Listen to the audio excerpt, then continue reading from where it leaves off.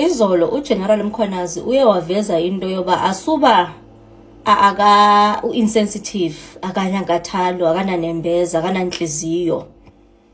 Sipizi right now indaba yomngcwabo kaNathi Mthethwa, siyamona umngcwabo kaNathi Mthethwa.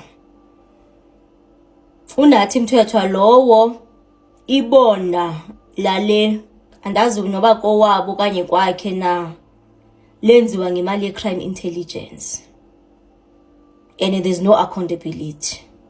Ebeza manje ukuveza into efana naleyo.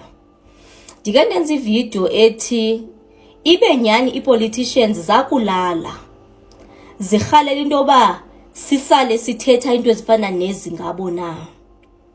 Sesona sithunzi abafuna ukushiya ngemva esi. Zezona nkulumo abafuna ukushiya ngemva esi.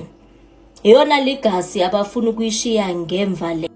We are sitting today, the country is in mourning because we lost one of our ambassador in France. But then ambassador was a minister of police. As you switch on the television and you watch the homestead of the former minister of police, you're going to see a very big wall, perimeter wall, that was built by the money from crime intelligence. But nobody was held accountable for such, and reports are there. So, 2011, we're experiencing all these things.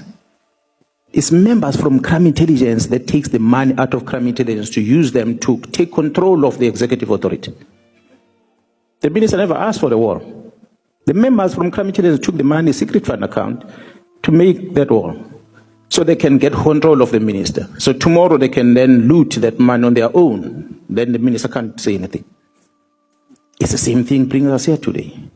Minister of Police, Mr. Senzo Mchunu, was made to sign a letter by the raw people within the organization.